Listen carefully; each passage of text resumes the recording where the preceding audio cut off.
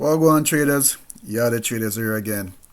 All right, so I was just taking a peek at some of the comments a few minutes ago, and from what I see, there appears to be a lot of fear with investors, guys. So, what causes fear?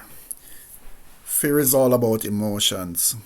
And what causes emotions? When you're in something and you're not sure what will be the outcome. So, guys, remember, I said from day one that penny stocks are high risk. Do not invest what you can't afford to lose, guys. So, if I look back at the fear that is happening right now, is will Mullen fall below the support, which is at 1827? Will Mullen fall below that support? That's a fear now, guys. Will it fall further? So you got to look at this in two ways. When the market is low, people are fearful. This is not financial advice, guys. But when the market is low, people are fearful in terms of buying low. When the market is high, when the stock is high, people are fearful in terms of selling at the high. So when you have too much fear about trading, then maybe this may not be for, trading in risky stocks may not be for you guys. Because back then, when we spoke, when Mullen had pulled back to these levels at, if you look at the chart, 21 cents, it pulled back at the 26 cents. Now it's pulled back to almost 18 cents, guys. What did I say at that time, guys? I said, will you sell some take profits when the stock runs back up to the highs? So I'm not saying it's going to happen today, tomorrow, but I'm going to ask you guys this question. Right now, you're quite fearful that, hey, the stock is going to drop. You have fear now. If, for example, it runs up in the next couple of days, next week, whatever, this is just an example. If it runs up and retests the 44 cents, will you sell at the high? Will you take profits at the high? Will you take out your original investments at the high? This will be the maybe the fourth time I'm asking this question, guys. So if you're trading penny stocks, it's high risk. All right.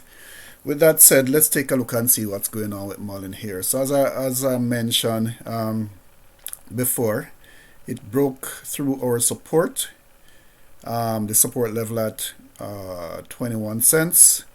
We're hoping that it does not retest the support, the lowest level that Mullen went to at 1814.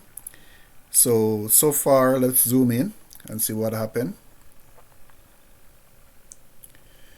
So it came all the way down to 1889 and pre-market popped back up to the 20s, 2045, but it has come back down a bit since then. So it went up about 5%, but it has come back down to around 2% since then. So it appears that what's happening in regards to news has not yet sunk in.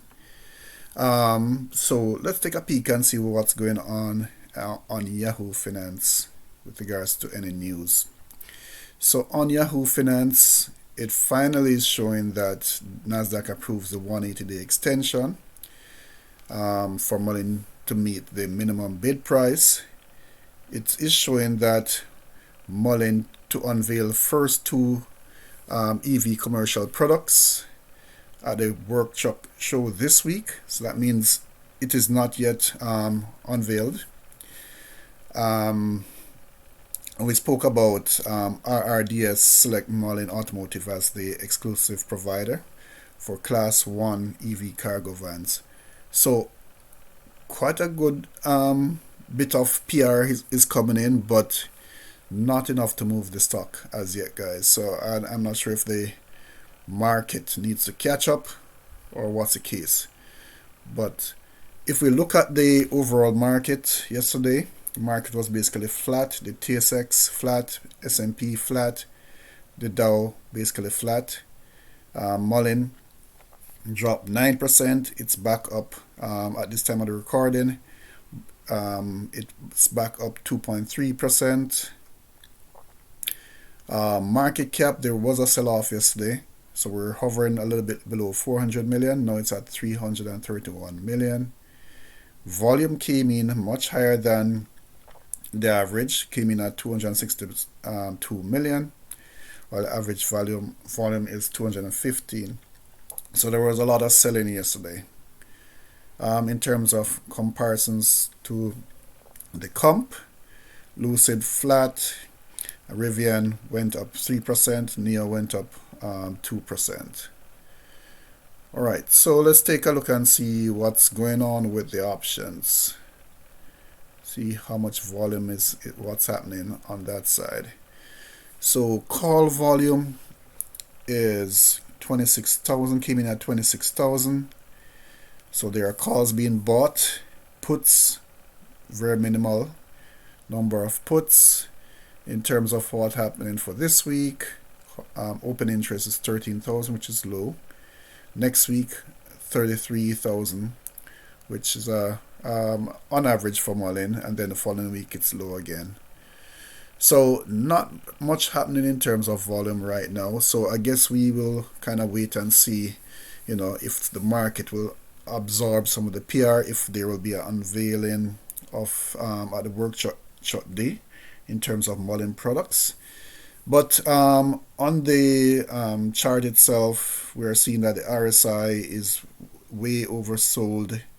Was way oversold yesterday. It's coming back up a bit, but the MACD, it shows a little sign of being bearish. All right, so I think Muln's at a point now where buyers may be deciding, should I get in, or persons who are holding are saying, hey, I don't know if should I stay in or get out. So I think it's at a little stagnant point right now. But we'll watch and see what happens today, guys. But as I said, I give it the good, the bad, and the ugly. So, if you like this type of content, I do it early in the morning, so at least you get a feel as to what will happen for the day. So, as usual, hit the like button if you do like the content, and don't forget to subscribe, guys. Alright, so until tomorrow, take care.